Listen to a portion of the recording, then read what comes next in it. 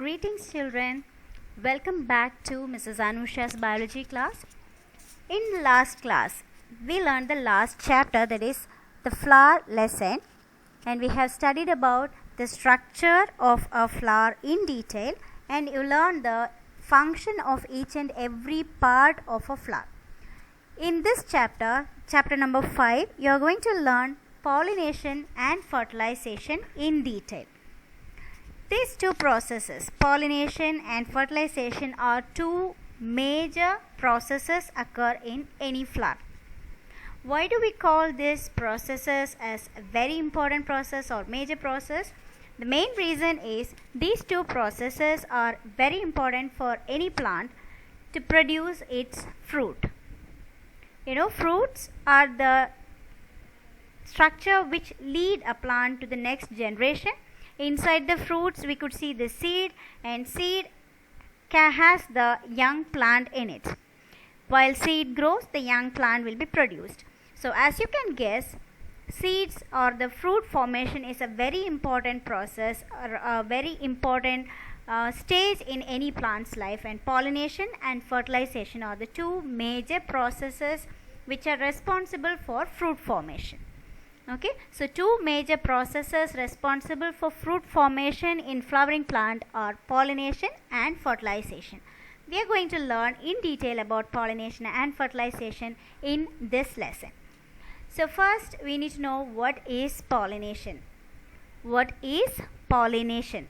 So transfer of pollen grain from anther, that is the male part, to stigma, that is the female part. And in last lesson I taught you about the structure of anther. Anther possess one lobed structure which is having a filament. Okay, the lobed structure is having a stalk like filament, and anther is the structure which produces the pollen grains. Anther is the structure which will be producing the pollen grain. So the pollen grain, after they get matured or when they get matured, these pollen grains will be transferred onto the stigma of its concerned plant for the respective plant. Okay, for example, like if it is a tomato plant, the tomato's pollen grain will fall on the stigma of tomato. That leads to pollination. If it is a brinjal plant, brinjal flower, the anther or the pollen of brinjal will be transferred to the stigma of brinjal. Okay, the stigma of gynoecium of brinjal flower. That's understood. That's why I didn't go in deep, right? So that is pollination. Transfer of pollen from anther to stigma is called pollination. Now, as I specifically said that the tomato pollen has to move on to the stigma of tomato, or the brinjal's pollen has to move on to the stigma of brinjal flower. What will happen if it falls on to some other flower? Naturally there will be a doubt, right? So there is a doubt, like if the tomato's pollen falls on to the brinjal plant, what will happen? Just imagine that what will happen. No worries. It will be considered as like a dust particle. Nothing else would happen. That pollen, if the pollen grain falls on some other plant, that would be considered as a dust particle. It will not be leading to pollination naturally. Okay, understood? Now, these are the types of pollination. There are three different types of pollination that we are going to discuss in detail. There are three different types. The first type is autogamy. Autogamy. As I already told you, when you are learning biological terms, you just split that term to know the meaning. Auto, split the word auto and then gamy. Auto is for self and gamy is for union. Okay, auto is for self and gamy is for union. So autogamy means here the gametes, what are the gametes here? Pollen and ovule. Okay, ovule, where is ovule? That is beneath the stigma part, style part. Ovule would be there inside the ovary, isn't it? So when these two gametes are fusing from self, like imagine a bisexual flower. Okay, a flower which has both anther and carpel, right? The pollen grain of the same flower transfers into the stigma of the same plant. This one. That is autogamy. That is a self-pollination or autogamy. Now we are talking about another second type, that is geitonogamy. This geitonogamy is also a kind of self-pollination, but here what happens is the transfer of pollen grain occurs from one flower to another flower of the same plant. Now look at this. From one flower to another flower of the same plant. Right? But what happened here? Pollination occurs from one flower to another flower. But still, as they are from the same plant, this is geitonogamy. Okay, this is second type. This is geitonogamy. Right? Can you guess the spelling now? Geitonogamy. Geitonogamy. Okay, geitonogamy is also a kind of self-pollination. Why do we call this as self-pollination? Because these two flowers belongs to the same plant. These two flowers belongs to the same plant. So we call this as geitonogamy. What is the third type? Allogamy. Allo is for cross, different. Allogamy is a different pollination. That means pollination occurs in between two different flowers which are born on two different plants. Okay, for example, like if a flower is there, we can say mango, right? A mango plant is there which is producing flower, and mango flower of your home which is just growing in next to your home. So there the pollen gets matured, it got burst. Okay, when you are going to school, automatically some of the pollen grains may get dusted on your body or on your bag, okay, on your hair, somewhere.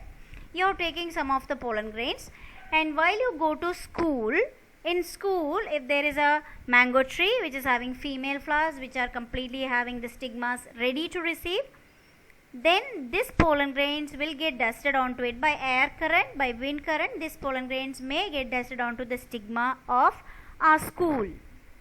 Right? Now you can guess that both the trees are mango, both the flowers are mango flowers, but what happens is they are completely from two different plants. So that is allogamy. So allogamy is cross pollination. That means pollen grains are transferred from one flower of a plant to stigma of another flower of another plant. Okay, so that is allogamy. Know the definitions very clear. The first one is autogamy. That means the pollen may be transferred from anther to the stigma of the same flower, of the same plant, same flower. Now geitonogamy, pollen of one flower will be transferred to stigma of another flower of the same plant. Did you all get that? Geitonogamy is transfer of pollen grains from anther of one flower to stigma of another flower of the same plant. That is geitonogamy. Right? The third one, allogamy, is the transfer of pollen grain from anther of one plant to stigma of another plant of the same species. That's a new word, right? Species. What is the spelling? S-P-E-C-I-E-S. Species.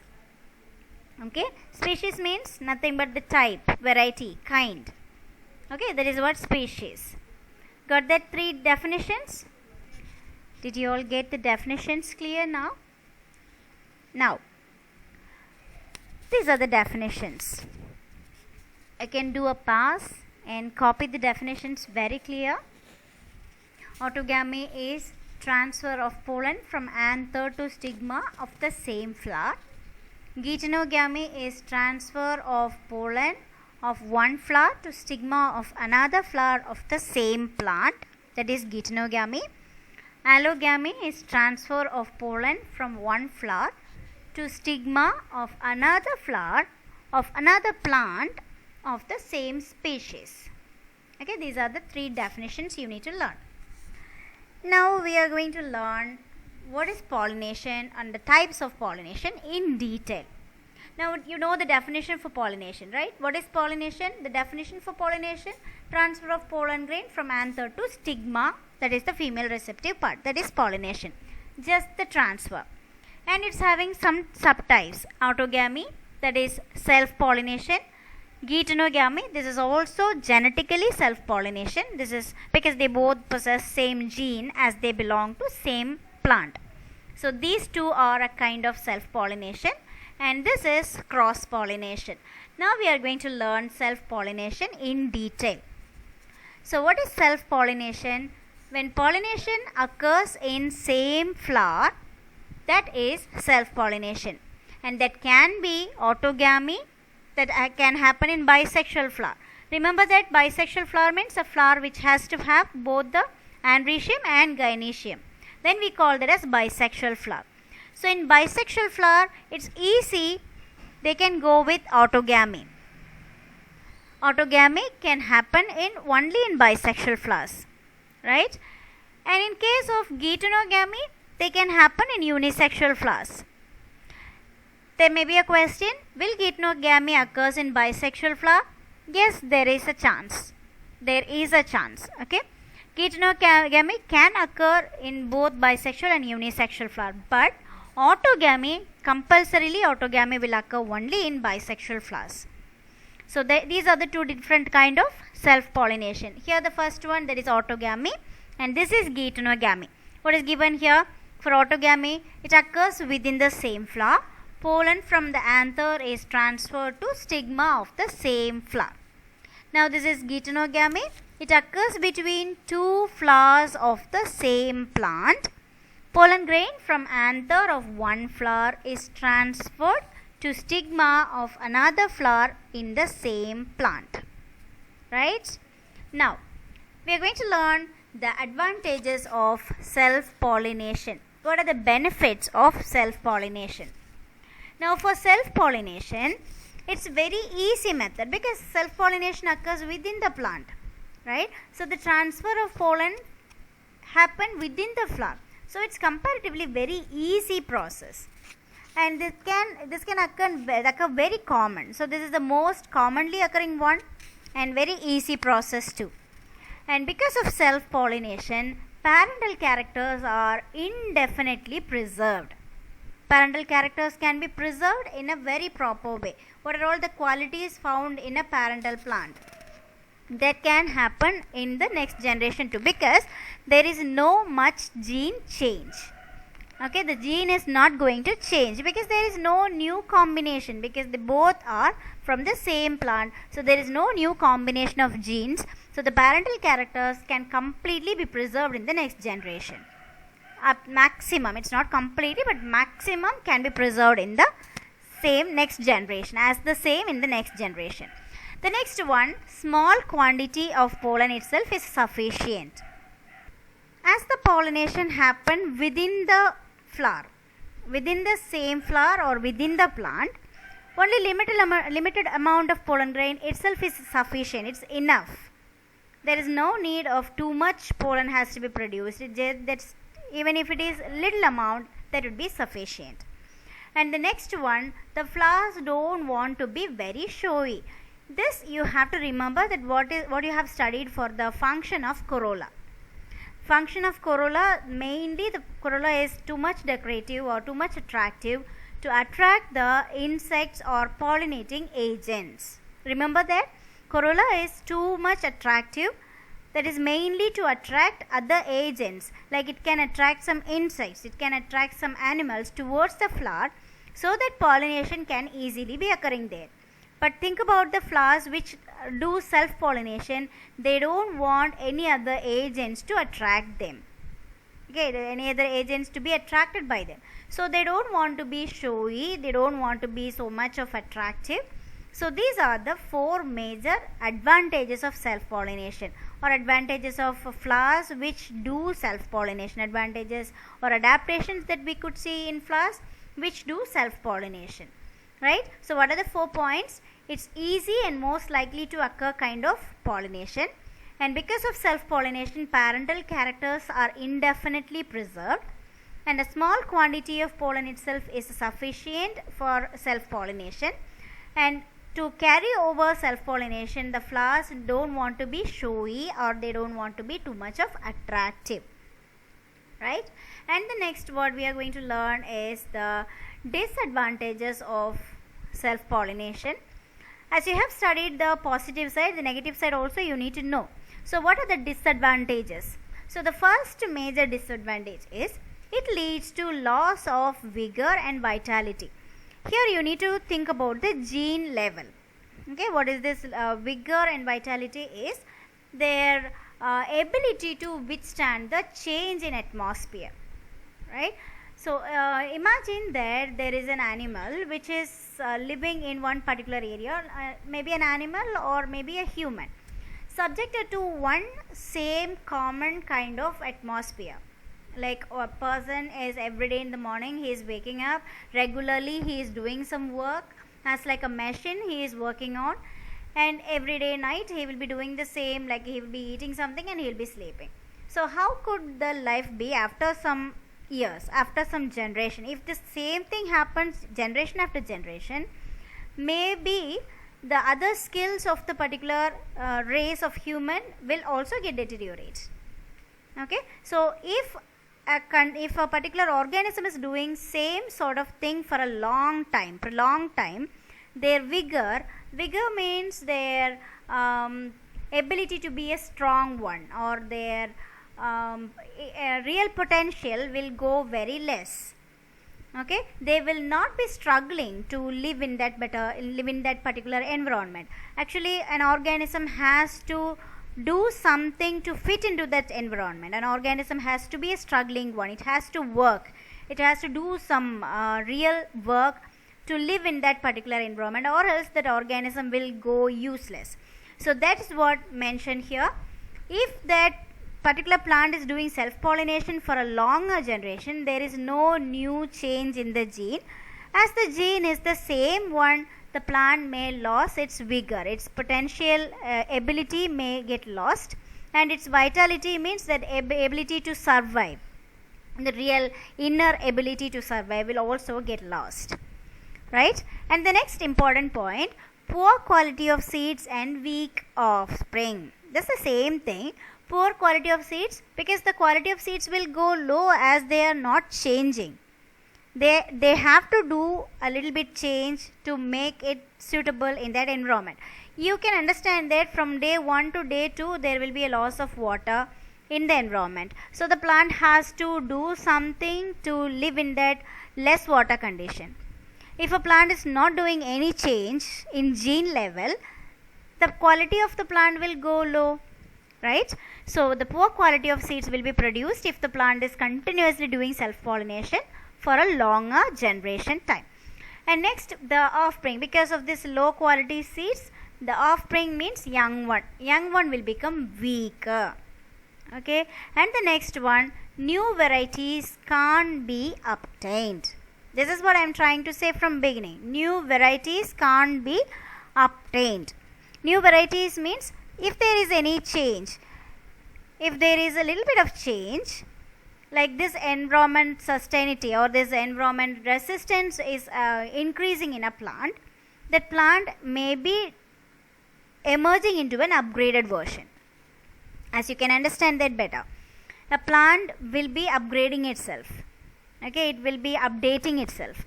So this upgradation or updation will not be there in a plant, then there won't be any new varieties of plant. Okay, so in rose you could see a lot of varieties, isn't it? And in 4 o'clock plant you have seen lot of varieties. So all these new varieties are because of environmental change. When environment is changing, the plant also has to do some change in it. So naturally plants will be undergoing some little changes. Okay, these changes will be very lesser in a plant which will be doing self-pollination for a longer generation. So these three are the major disadvantages. Okay, so what are the three major disadvantages? First one, it leads to loss of vigor and vitality in that plant, and poor quality seeds and weak offsprings can be produced. New varieties cannot be obtained by the self-pollination. By self-pollination, if it is continuously happening for longer generations, right? And we need to know some terms connected with this. The first term is homogamy.